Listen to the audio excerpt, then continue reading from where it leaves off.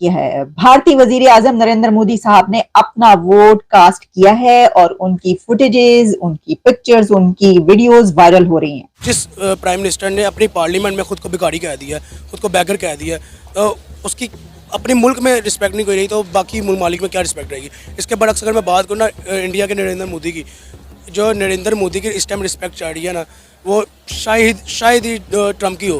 आप बात करें ना मोदी के ऊपर जितना भी अभी तक बात रही है, फिर और जो भी उसके मुतालिक एक आम राय है, लेकिन उसका टर्नओवर आप उठा के देखें ना तो एक बहुत ज्यादा विजिबल, एक रिमार्केबल वहाँ पे डेवलपमेंट हुई है। हम तो कहते हैं मुकाबला करेंगे, आज तो हम ट्रेड करना चाहते हैं। पहली बात है कि अगर अल्लाह करे कि आपकी जो वीडियो है वो वायरल हो जाए और मोदी तक बात पहुंच जाए, ठीक है। हाँ, मैं उसका शुक्रिया अदा करना चाहता हूँ कि उसे वो नरेंद्र मोदी का, हाँ, नरेंद्र मोदी का शुक्रिया अदा करना चाहता हूँ कि वो हमें दुश्मन समझता है यार, किसी कैटेगरी में लाता है तो है, ठीक है ना। ये थोड़ी बात है कहाँ एक इलाके का चौधरी, कहाँ फकीर, ठीक है। इंडिया की तरक्की करने का सबसे बड़ा राज है उन्होंने अपनी बेसिक्स, अपनी पहचान अपनी चीजों से बनाई। अपना कपड़ा पहनते हैं, अपनी गाड़ी बनवा के, टाटा मोटर्स वहाँ की सबसे ज्यादा चलने वाली गाड़ी है। ऐसी हरकतों की वजह से पूरी दुनिया हमें सीरियस ही नहीं लेती।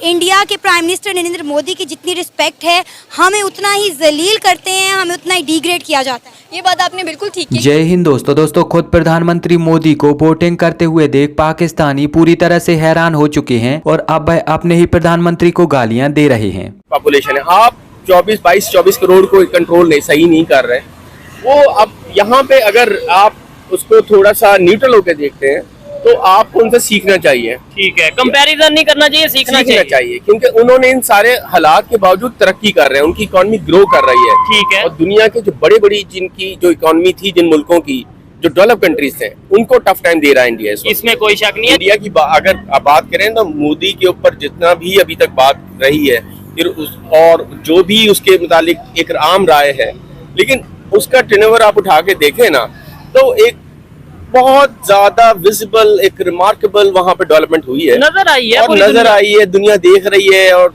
उन्होंने आईटी को उठा के देख लिया, एक सिंपल से हम टोटल की बात नहीं करते, सिर्फ आईटी की। चांद पे वो पहुंचे, चंद्रयान 3 उनका, उसके अलावा 5वीं बड़ी इकोनॉमी और बहुत सी ऐसी चीजें हैं जो हमें स्टेप बाय स्टेप उनको अगर काउंट करने, आप सिर्फ आईटी को उठाएं और आईटी को उठा के देखें कि उन्होंने क्या डेवलप। इस वक्त दुनिया में जो आईटी में लोग काम कर रहे हैं वो इंडिया को प्रेफर करते हैं कि वहां से अपने सॉफ्टवेयर, अपनी एप्लीकेशन और चीजें बनाएं। अब दरअसल हाल ही में भारतीय न्यूज चैनल पर एक वीडियो सामने निकल कर आई जिसमें प्रधानमंत्री मोदी खुद लोकसभा चुनाव में प्रधानमंत्री का चयन करने के लिए वोटिंग करते हुए नजर आ रहे हैं। प्रधानमंत्री मोदी को एक आम इंसान की तरह पोलिंग बूथ पर जाकर वोटिंग करते देख और निर्वाचन आयोग के सभी नियम कानूनों का पालन करते देख पाकिस्तानी पूरी तरह से हैरान हो चुके हैं। हैरान पाकिस्तानियों का यहाँ पर कहना था कि मोदी जी, जो कि इस वक्त भारत के प्रधानमंत्री हैं और इतने बड़े पद पर होने के बावजूद भी वो आम इंसान की तरह वोट दे रहे हैं और वोटिंग के सारे नियम कानूनों का पालन कर रहे हैं। यह वास्तव में एक बहुत ही ज्यादा अद्भुत चीज है। यह वास्तव में एक बहुत ही ज्यादा अद्भुत दृश्य है जो कि हमने आज से पहले कभी भी नहीं देखा, क्योंकि जो हमारे देश के प्रधानमंत्री हैं वह आम जनता के साथ ऐसा व्यवहार करना तो दूर की बात, वह आम जनता के साथ बहुत ही ज्यादा खराब व्यवहार करते हैं और वह उनके साथ इस तरीके से दूरी बनाकर रखते हैं जैसे कि मानो आम जनता कोई गंदगी हो। आगे पाकिस्तानियों का इस वीडियो को देखकर यहाँ पर कहना है कि यह चीज बताती है कि प्रधानमंत्री मोदी वास्तव में कितने ज्यादा कर्तव्यनिष्ठ, देशभक्त और जमीन से जुड़े हुए व्यक्ति हैं। और फेज 3 में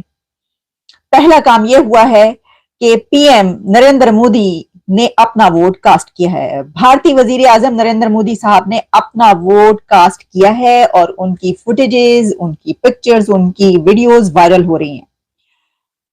फेज 3 क्यों इतना अहम है, हम इस पे बात करेंगे, लेकिन इसी के साथ हुआ यह है कि इंडिया के एक बहुत जाने माने पहचाने एक्टर जो कि मिथुन चक्रवर्ती हैं, उन्होंने अपना दिल खोला है और अपना दिल इस तरीके से खोला है कि उन्होंने बात की है प्राइम मिनिस्टर नरेंद्र मोदी साहब के हवाले से।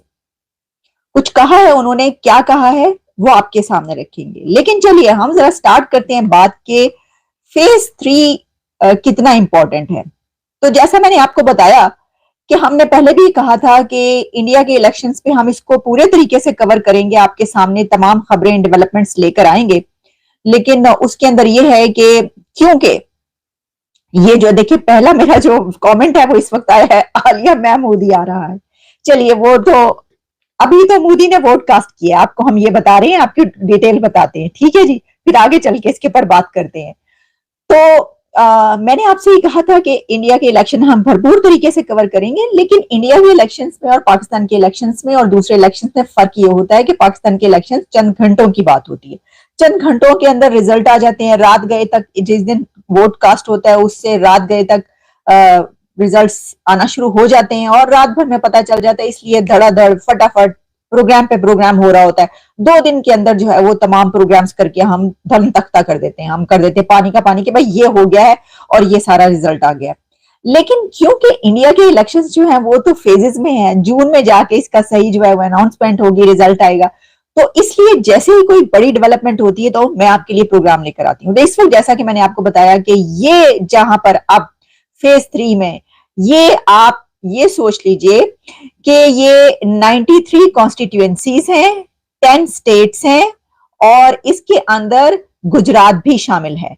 तो प्राइम मिनिस्टर नरेंद्र मोदी साहब ने अपना वोट कास्ट किया है अहमदाबाद में, और वहां पर जब वो अपना वोट डालने के लिए गए तो उनको वेलकम करने के लिए वहां पर उनके सपोर्टर्स बड़ी तादाद में मौजूद थे, आवाम वहां पर मौजूद थी, उनके लिए उन्होंने स्लोगन्स लगाए, नारेबाजी की, उनके वो ऑटोग्राफ लिए और उनसे ऑटोग्राफ लिए गए, तस्वीरें उतर रही थी और उन्होंने वहां पर कुछ छोटी मोटी स्पीच भी की, और जिसमें उन्होंने खास तौर पर जो पत्रकार होते हैं यानी कि जो हम हैं यानी कि जर्नलिस्टों से उन्होंने ये कहा कि आप, क्योंकि आपको रेस्ट भी चाहिए और आप खास तौर पर इलेक्शंस के दिनों में बहुत ज्यादा काम करते हैं, तो इसलिए अपना ख्याल भी रखें।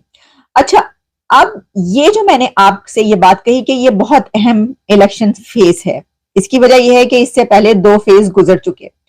अब इस इलेक्शन फेज में जैसे कि आप जानते हैं, मैंने आपको बताया कि कुल 10 स्टेट्स हैं जिसमें महाराष्ट्र, गुजरात और इसके अलावा उत्तर प्रदेश, मध्य प्रदेश, असम, छत्तीसगढ़, बिहार और महाराष्ट्र, वेस्ट बंगाल और इसके अलावा गोवा और दादरा। अच्छा, इसमें से कुछ 1-2 कॉन्स्टिट्यूएंसीज ऐसी हैं कि जिसमें क्योंकि पहले दूसरे फेज में उसका इलेक्शन होना था, लेकिन जो उनके कंटेस्टेंट थे वो इस जहाने फानी से कुछ कर गए, यानी कि दुनिया से चले गए, उनका देहांत हो गया, तो इस वजह से वो भी इसके अंदर शामिल है।